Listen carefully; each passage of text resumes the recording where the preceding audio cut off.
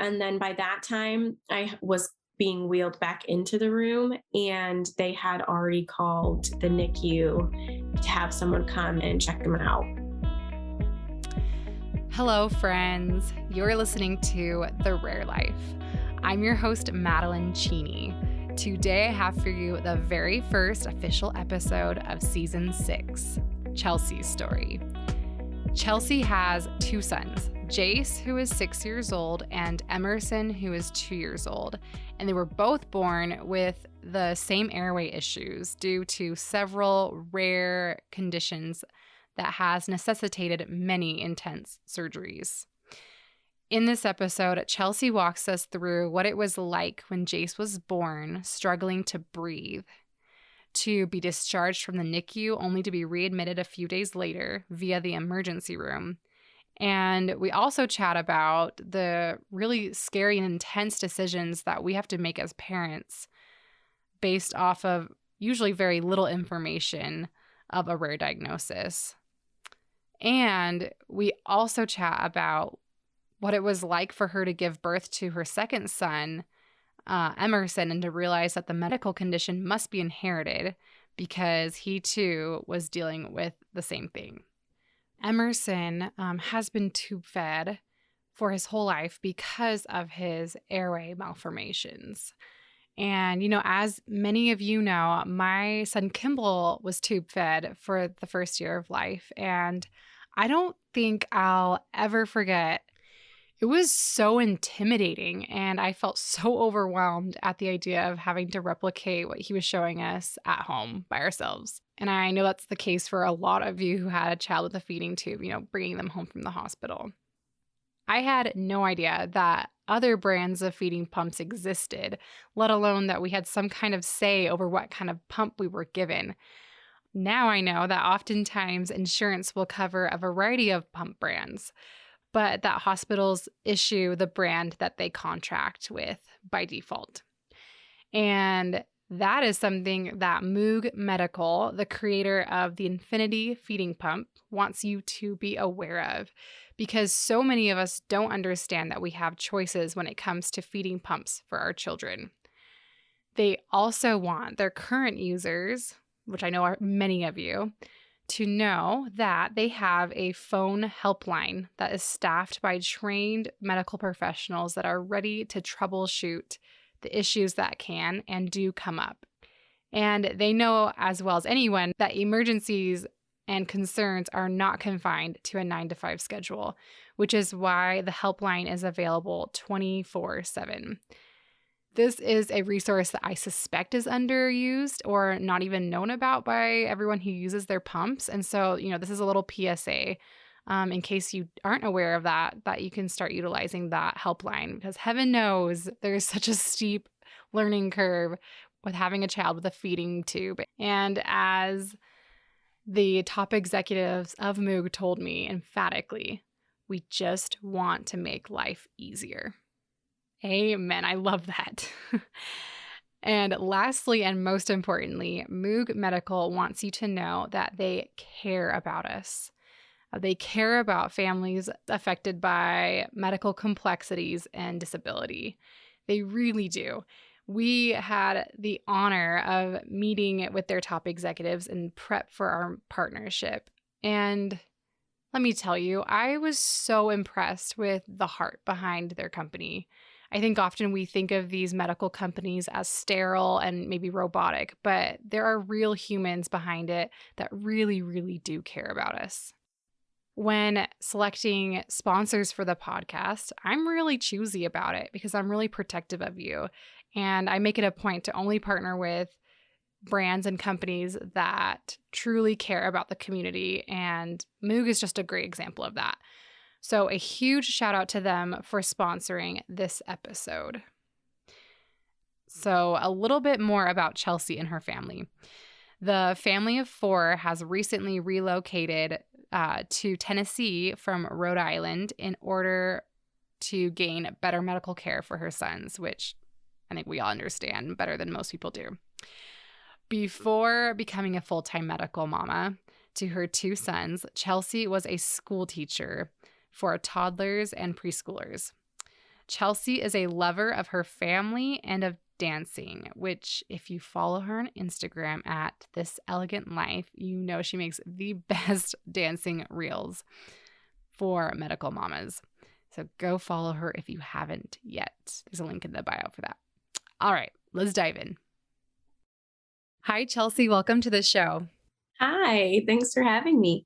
Yeah, I'm really excited to chat. I think it's such an interesting dynamic to have both the boys with similar, medical complications. And starting with Jace, can you start, I don't know, I guess right after he was born and when you first started noticing anything was going on medically, just what that was like for you and I guess a play-by-play on that. Yeah. So I actually wanted to have my first delivery without medication. And so I went into what's called the ABC room. And so I didn't have anything hooked up to me so that I could be able to have him on my chest and have that moment that I feel like every mom really desires when they give birth, especially to their first. And there was a weird thing that happened. So his cord was very short, like the size of my husband's hand short. It was very, very short, and they could not put him on my chest. And so I had asked to delay clamping for the cord, and they immediately said, Chelsea, we can't do that. It's so short. I can't put him on you.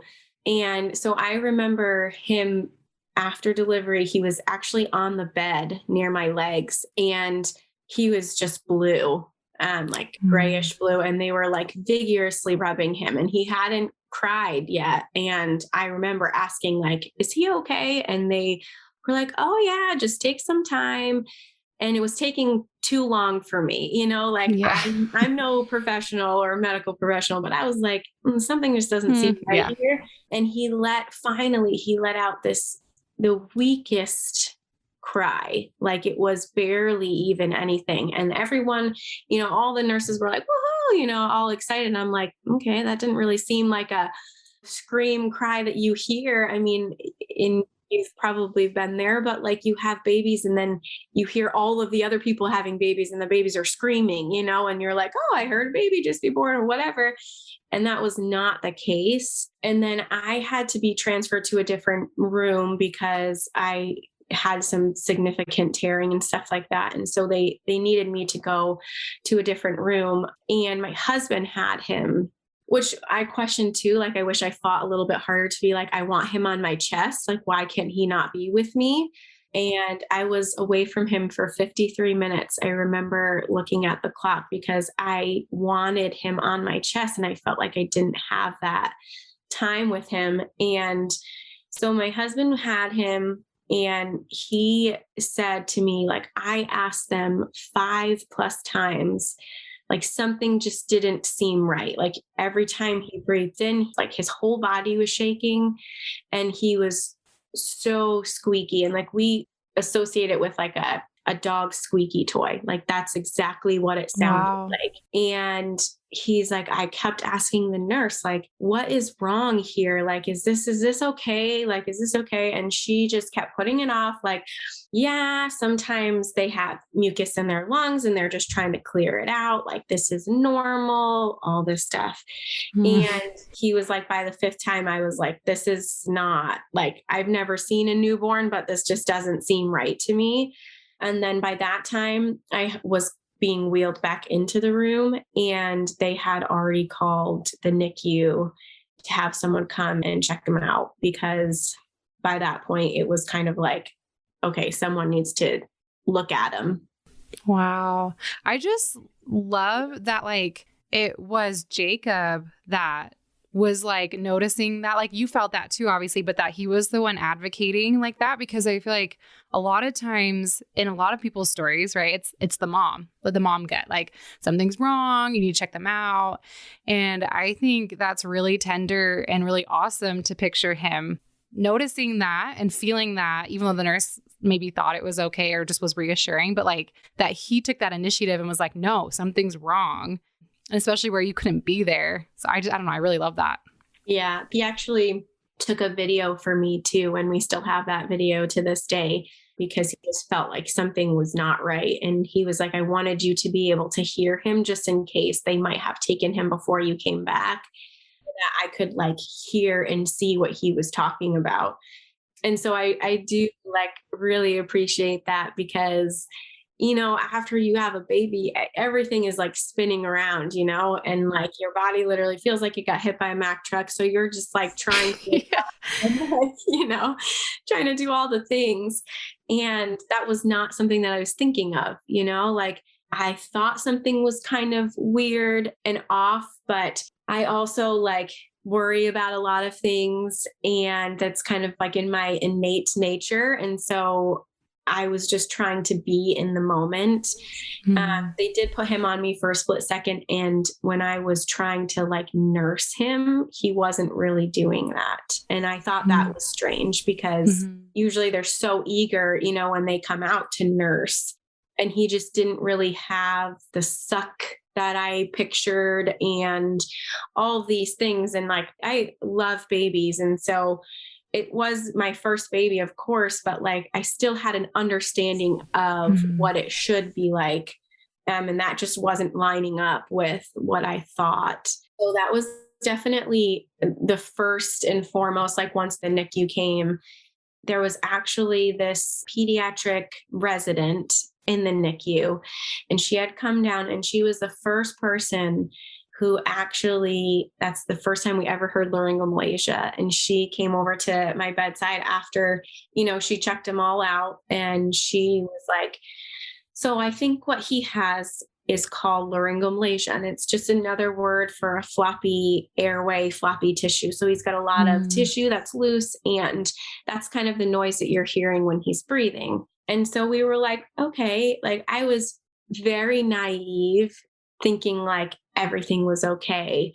And I don't even think the nurses really knew the extent of how severe it was. And so I was just kind of going off of what everybody else was going off of in the room. Like, oh, he's so cute. And oh my goodness. And he'll be right back with you. And they told me that observation was 6 hours and that he would be back with me.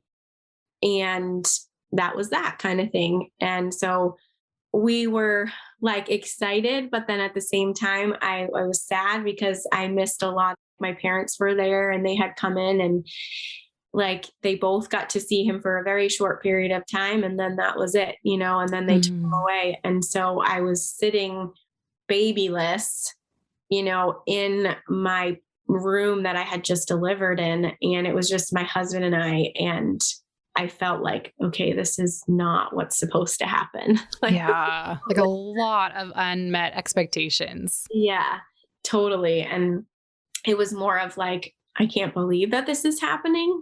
And I think more of that naive kind of went out the window while I was sitting there going like, okay, like when is 6 hours going to be over? Because they told me 6 hours, I would be able to have him back. And then that's what kind of, this part of the story, I actually don't share a whole lot, but he was in the NICU for 2 days, and they looked at everything and said that he was okay, that he was going to just, have a little bit trouble breathing. He's just going to sound really noisy. But other than that, kids with laryngomalacia, they tend to be okay. They told me that 6% of babies have surgeries, and it's very unlikely. I mean, his laryngomalacia was severe, but he was presenting himself to be okay. And so they sent us home. So he was born on really, really early on a Thursday morning, and we were sent home on Saturday. And that was after we met with the ENT. And I remember like sitting there going like, I am not equipped for this. Like I have no idea. Like I went to school for early childhood education. I have no idea what the heck I'm doing. Like I have this little tiny baby that's life depends on me, and I don't know what I'm doing. Like I'm very noisy, and I am scared to take him home and take care of him. And so we left, and the whole way home, I just like cried. Like he was just sitting in his seat, and his nose was all bloody because he had scoped multiple times. And we got home, and less than 24 hours later, he was blue and lethargic. He wasn't eating. he wasn't even like rooting on me. And that's when I called his doctor and they immediately sent us to the ER because they knew what he was born with. And the ENT, when I was in the hospital, he told me, like, you need to know two things. If he turns blue, this is what you do. And if he does, I want to know. And so that is what happened. And we were right back where we started.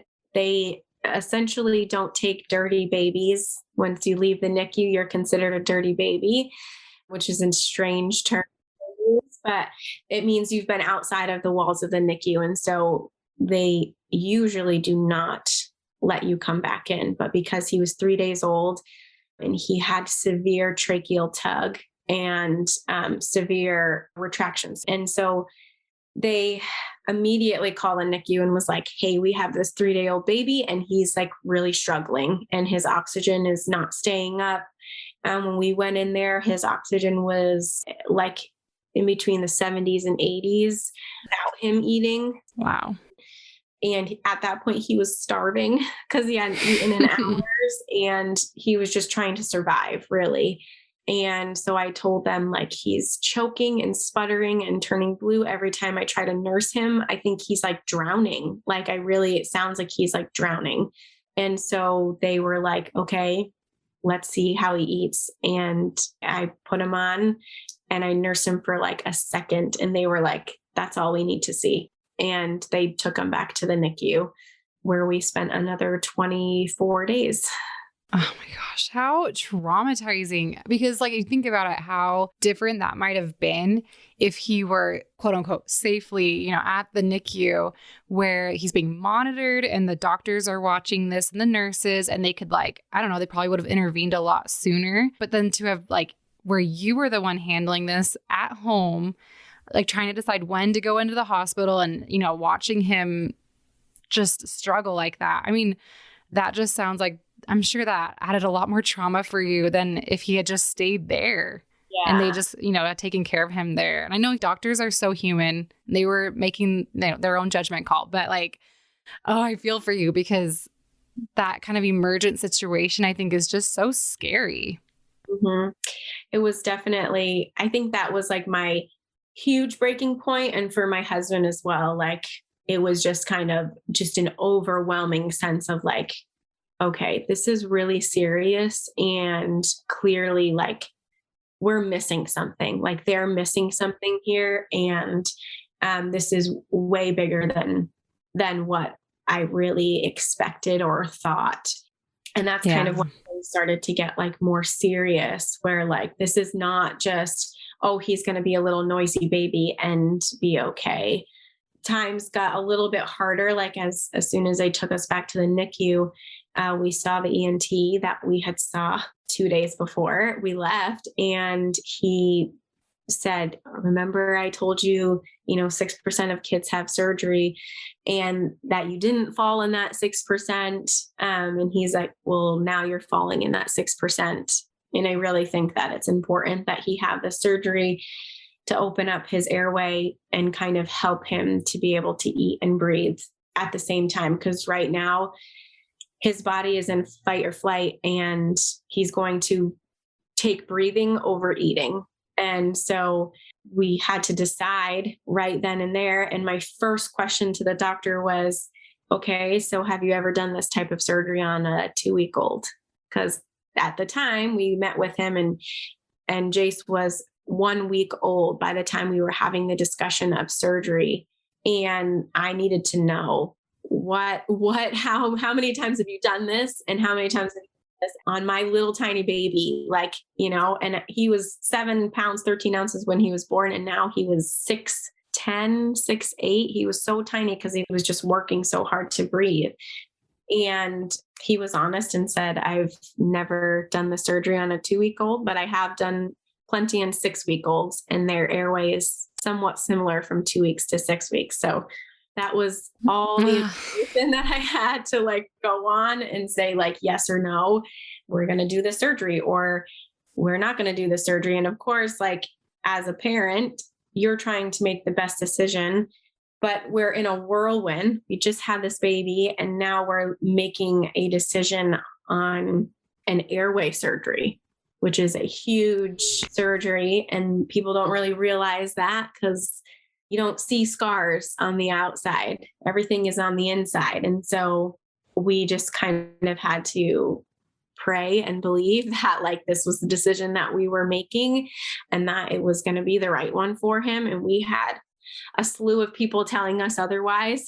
We should go to this doctor and we should do this and we should really seek a second opinion and all this stuff. Meanwhile, like no one knew and had heard of laryngomalacia. And this was the first time we had heard it too. And 6 years ago, there really wasn't a whole lot of information on laryngomalacia. Now there seems to be more thanks to social media and all of that stuff, but there was not.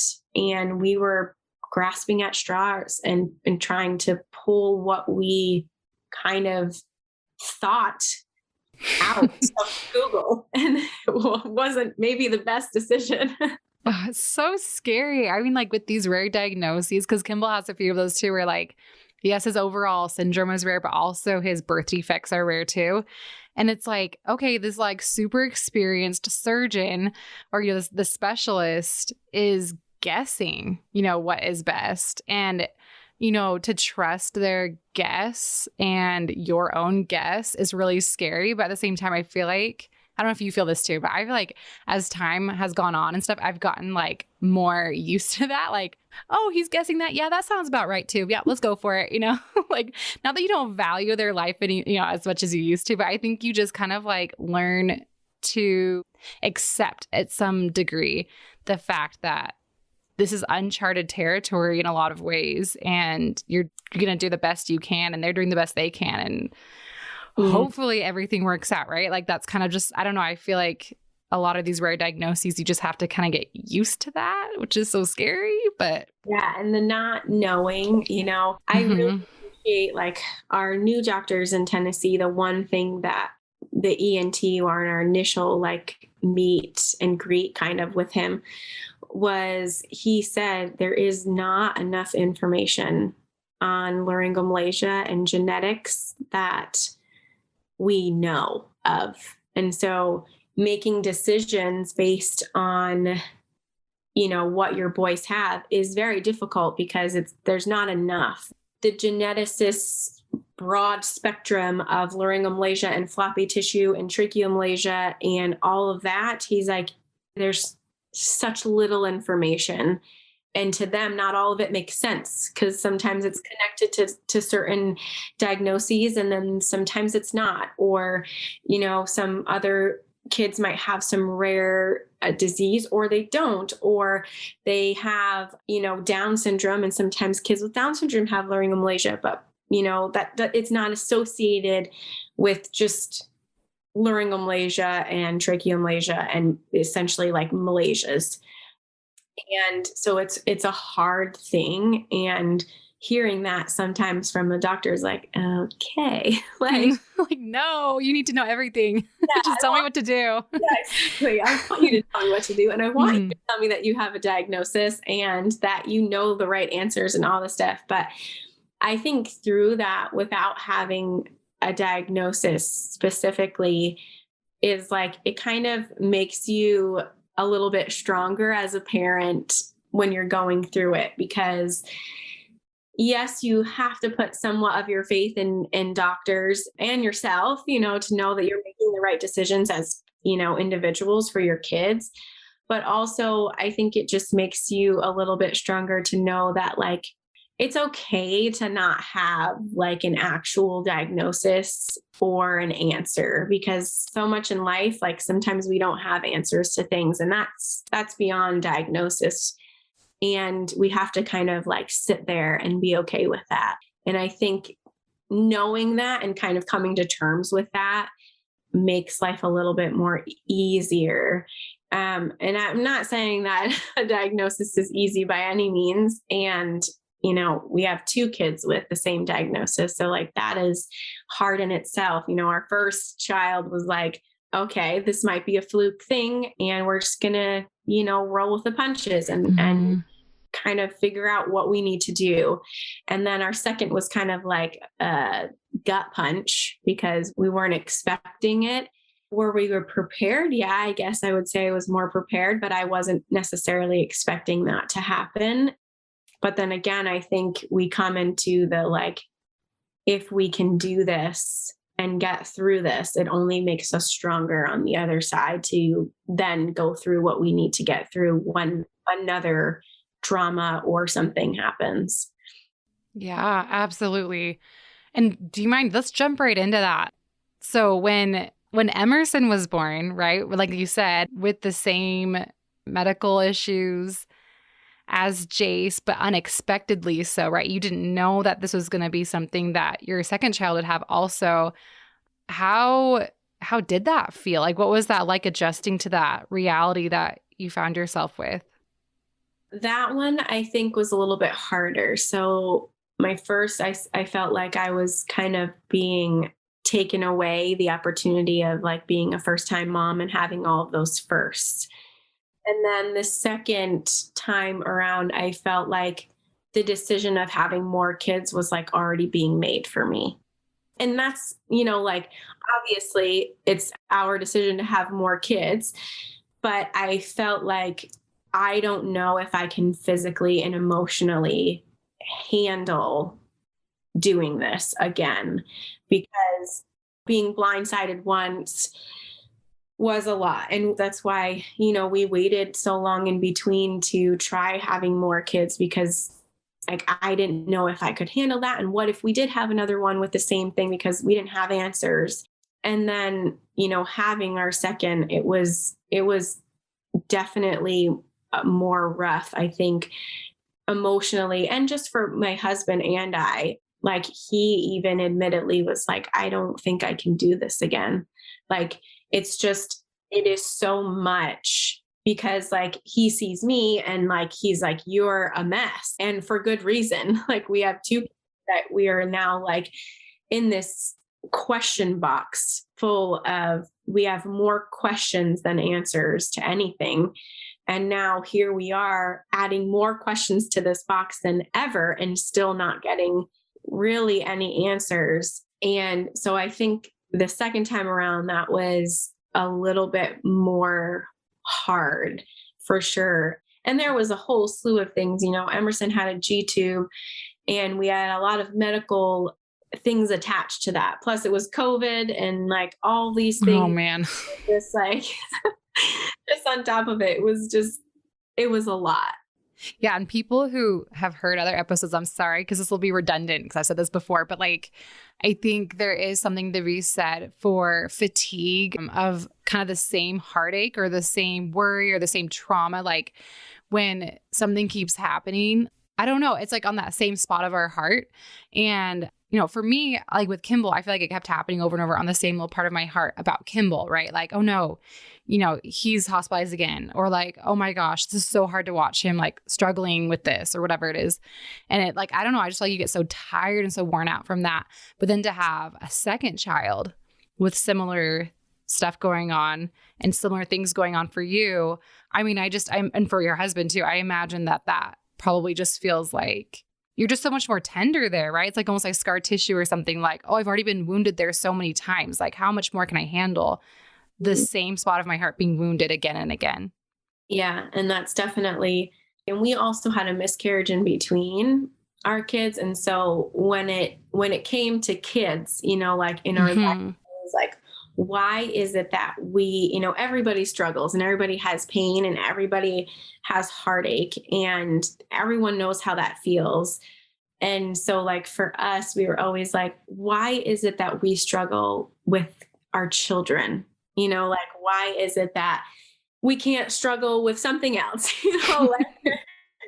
Like, why is it that it's our kids? Like, and even like when our second was born, I was like, okay, God, like, I think I don't know what you're trying to teach me here, but I'm pretty cool with you, like trying to teach me something through our kids. Cause I'm all done. Like I was kind of just like, this is a cruel joke at this point and we would like to move on from it.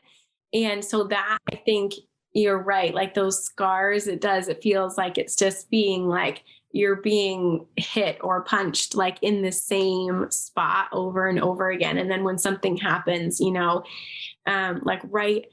left the NICU and 4 days later, Emerson's G tube fell out. It had a faulty balloon, and with G tubes, with brand new G tubes, you're not supposed to put it back in. A doctor's supposed to put it back in and place it, because there is things that can happen, like their stomach can literally collapse and they have to go back into surgery and do all this stuff. And of course I like freaked out, like full on panic mode, and me thinking that I got all my stuff together. Like I didn't have anything together. He was crying and screaming, and everything was soaked because his feed had just finished. And so everything that was in his belly was now all over. And his G tube was like sitting in the side of his pajamas. And I just panicked. And it's like all of those little things that now we laugh at, because Jace he'll always remind me and be like, Mom, remember that time that I was like, uh-oh, because he was like, Jace was standing right there and he's like, oh, that's not good. I'm like, no, it's not, and the trauma of having to bring him back again, he was just turned a month old and he had multiple trips to the ER, and just all of these things that, you don't necessarily think of. And in the moment you just get through it, you're just dealing with the situation at hand. But then after, you're like, oh my gosh, I cannot believe what just happened. Or I cannot believe we're in this position again. I always say that surgeries are one of the easiest things now going through it, because you have time to prepare. Mm-hmm. And they're not, I shouldn't say they're the easiest, because they are not. And I always get like so anxious and my kids going under and all that stuff. But when there's trauma that you cannot prepare for, that is, I think, the worst thing, versus having something that is scheduled and prepared, and I can write and think about it and pray through it and all the things that I have the time to do, versus when there's trauma, there is no time. You are thinking and you are just like actively moving and getting through it. And those things can really like sucker punch you, because those are the things that will play over and over as a medical parent, just because those unknowns happen way too often than most people really realize. Yeah, I think like a lot of it too is like you mentioned this, but it's like all the stuff that's happened before it too, all kind of like, it's not like you're not just dealing with the failed G tube, like you're dealing with like all of it is like, I feel like it all kind of floods back into your mind. Like you said, like, oh, and this has happened and this has happened. And now here we are again. It's the again, right? The again that makes it so much more intense than just, it's not just an isolated hospital trip. It's all of it. It's in your previous child too, I'm sure, like all of it combined, because we're humans, like we're not robots, right? This is all, it's all connected. And so trauma. Here, I feel like if we were robots, because then it would just be like, it would be easier to get through it. But our oldest, that was kind of similar. So like he had his first surgery at 2 weeks old, and then we were told, it's okay. They usually have one surgery and done. Like they have one supraglotoplasty surgery and then they tend to, start doing better. And we're like, okay. And then come 4 months old, he's still turning blue and having difficulty with even gaining weight. I mean, he was so tiny and his coloring was so off. And then we were back in the ENT's office and he's like, okay, we really need to consider going in and doing a second supraglotoplasty on him. And I was like, what? Like, happened with our odds here? Like they're just thrown out the window. Like we are just, if you're going to tell me that it is rare for X, Y, and Z, it is going to happen to us at this point. Cause it's just like everything that happens to. And so we went in there and he was scheduled for surgery the next week. He had his second supraglotoplasty, which was even more intense. That one, they took out a lot of tissue. And then we went and saw a second opinion because his ENT was just telling us like, well, we don't really know what's going on. Like usually they're better, by 2 years old, they're better. And they're, you would never know that they had laryngomalacia. And here we are. He was over 2 and he was still very noisy. He was still very stridorous. He was still on failure to thrive because he just, everything he ate, he would burn off. And so his body was working so hard to breathe that he couldn't really sustain anything that he was eating. And the kid would eat all the time. I was exhausted from trying to feed him. And they even, at 5 months old was like, hey, we might want to think about possibly giving him a G tube if he's, if he can't sustain his feeds and it's, he's burning off a ton. Mm-hmm. And I begged, I was like, we have gone through so much in the first 5 months of his life. Please, we're really working hard. And, hindsight's 2020, because now I wish he had it, now I wish I went back, because lack of oxygen and lack of nutrition do a lot to your brain. And I wish that I spoke up more, even, when he was in the NICU, of saying no, he should come home on oxygen. This kid, oxygen was not past 80.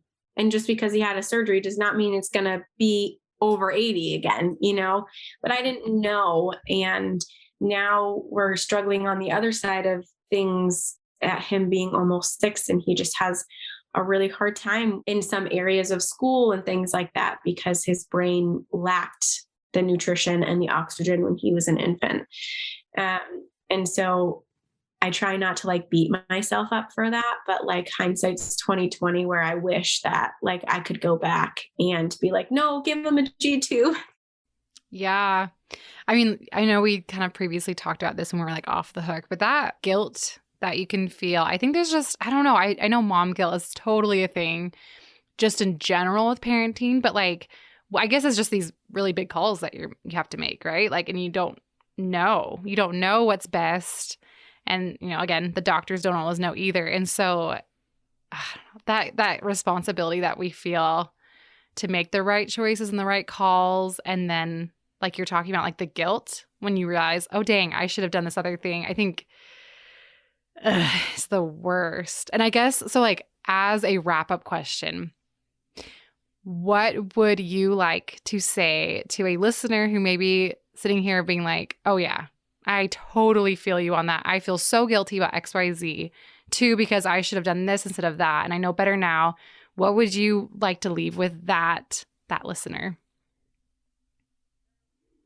I would just say to give yourself grace in the moment of making decisions, because it's not an easy thing to make a decision for your medically complex kiddos. And so the decision that you make as a parent, regardless of anything, regardless of what people say or what some people might, think, your child the best. And so the decision that you make for your child is the best thing for them. And there is something to be said about mom gut and mom intuition. And so, when you start to beat yourself up over things, it's that grace that you really need to take for yourself.